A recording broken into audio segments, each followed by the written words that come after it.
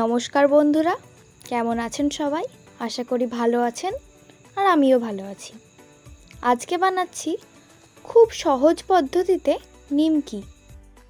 প্রথমে 500 গ্রাম মতো ময়দার মধ্যে স্বাদ মতো লবণ, হাফ চামচ মতো ঝাল লঙ্কার গুঁড়ো এবং হাফ চামচ মতো কালো জিরে দিয়ে শুকনো উপকরণগুলো ভালো মতো মিশিয়ে নেব। তারপর এখানে 2 টেবিল চামচ মতো সাদা তেল দিচ্ছি। তেলটা খুব বেশি দেওয়া যাবে না, তাহলে নিমকিটা বেশি খাস্তা হয়ে যাবে। আর এখানে লাগছে চিনি।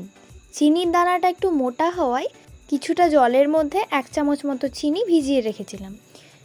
এবার সব কিছু দেওয়ার পর অল্প অল্প করে জল দিয়ে একটা শক্ত ডো বানিয়ে নেব। নিমকির ময়দা নরম করে মাখালে চলবে না, যত শক্ত করে মাখাবে নিমকিগুলো তত ভালো ফুলবে। ময়দাটা শক্ত করে মাখিয়ে নিয়েছি।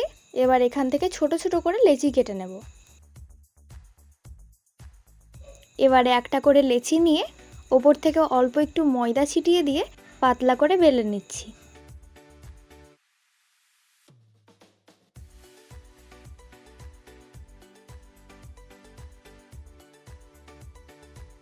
রুটিটা পাতলা করে বেলে নিয়েছি।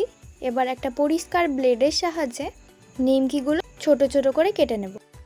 নিমকিগুলো কাটার সময় লম্বায় একটু সরু সরু করে কেটে নেবেন, তাহলে নিমকিগুলো সাইজটা খুব ভালো আসে। নিমকিগুলো ভালো মতো কেটে নিয়েছি। দেখুন, একটা আরেকটার সাথে লেগে যাচ্ছে না। আমি অনেককে দেখেছি নিমকির ময়দাটা তেল দিয়ে বেলে নিতে, কিন্তু সেক্ষেত্রে নিমকির শেপগুলো ভালো থাকে না এবং একটা আরেকটার সাথে লেগে যায়। তাই চেষ্টা করবেন ময়দা দিয়ে নিমকির রুটিটা বেলে নিতে। এবারে সাদা তেলে নিমকিগুলো ভেজে নেব। নিমকিগুলো দেওয়ার সময় তেলটা যেন ভালো মতো গরম থাকে, আর তারপর মিডিয়াম ফ্লেমে 1 মিনিট মতো ভাজলেই দেখবে একটা হালকা সোনালি কালার চলে আসছে, তখনই তুলে নিতে হবে।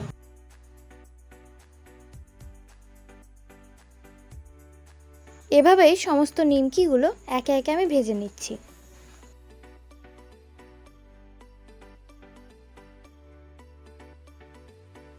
সমস্ত নিমকিগুলো ভেজে নিয়েছি, আর লঙ্কা গুঁড়ো দেওয়ার ফলে নিমকির কালারটা খুব সুন্দর এসেছে, আর নিমকিগুলো কি সুন্দর ফোলা ফোলা হয়েছে, আর লবণ ঝাল মিষ্টি মিলিয়ে স্বাদটা দুর্দান্ত হয়েছে। আর কতটা মুচমুচে হয়েছে সেটা আপনারাই শুনে নিন।